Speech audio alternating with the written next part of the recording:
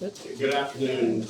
During my time at West Point in the military, I was taught that good leaders accept responsibility for their actions, their mistakes, their screw-ups. They don't hide them, they don't blame other people, they don't pretend that down is up and bad is good. They own up their mistakes and they make it right. People can accept that their leaders are flawed, but they cannot accept when their leaders screw up and then don't own up to it. So let's be honest, when it comes to Idaho's budgets, the majority party is treating Idahoans like children who don't need to know what's going on with family finances.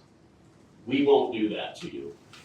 We believe you deserve to know, and we'll give you straight talk about what's happening in our state. So let me start with this. You're going to be told by the majority party that the state of Idaho has a spending problem. Not true. That's wrong. The state of Idaho has a revenue problem. How could that be? Just 9 months ago when we finished the session, you were told by the majority party that we had a $430 million surplus.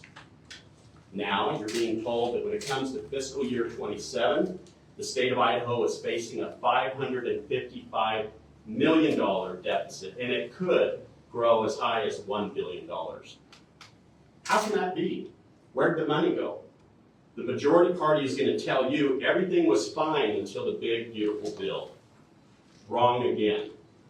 Idaho went from historic surpluses to historic deficits because of bad fiscal decision-making. Over the last 5 years, the Idaho Legislature has cut income tax by $5 billion. Last year alone, we cut taxes by $400 million.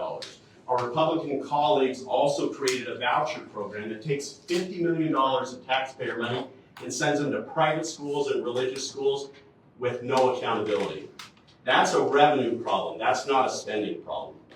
The Idaho Legislature blew it. It voluntarily reduced revenue year after year for 5 years. The winners of these tax cuts, by the way, are big corporations and households making $500,000 or more per year. And who will pay for the price of these bad decisions? You will. Your local school district, your kid's classroom, your neighbor who's going to lose her health insurance. The majority party is also going to tell you these deficits aren't a big deal, that we can balance these budgets, not a problem. Once again, wrong. The last time we faced empty coffers like this was back in 2009 during the Great Recession. I was serving in the House back then. We cut budgets to the bone. It was brutal. We hurt schools, people lost jobs, they lost their health insurance. The Idaho Legislature dug a hole for itself so deep that we're still crawling out of it.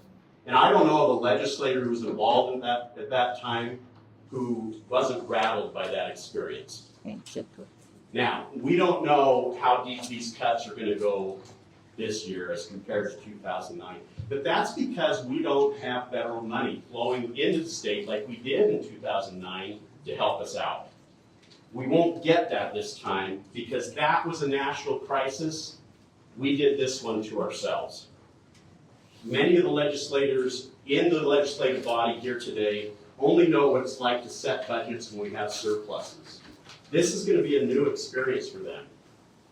And it won't be pleasant. They're going to hear about it, as we did in 2009, at grocery stores and restaurants from our constituents who want to know why this is happening. And they are going to be confused because they've been told for more than a year, for years actually, that we have surpluses.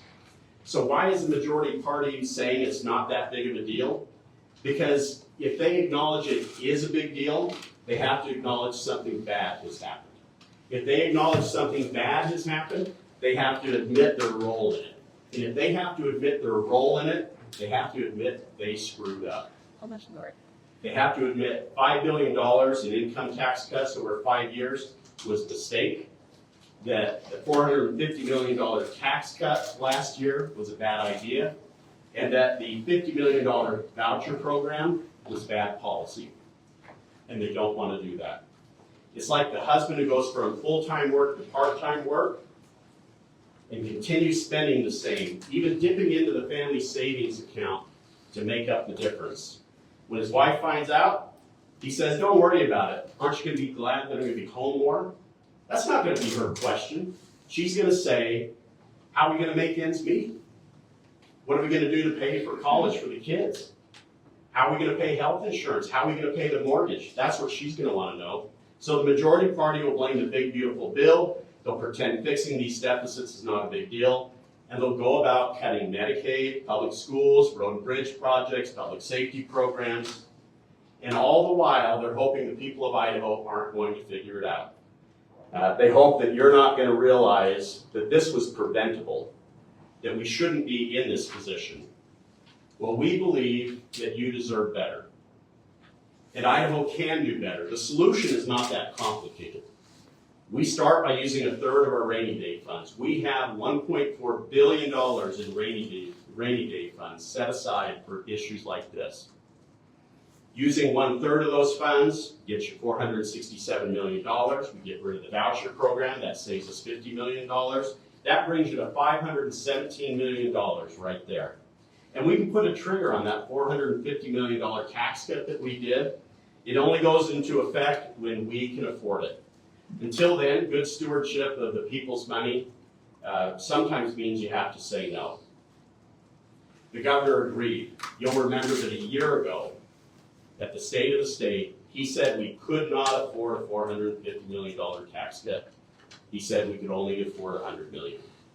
The minority party said the same thing. We were right then, and we're right today. That's the straight talk you're getting from us.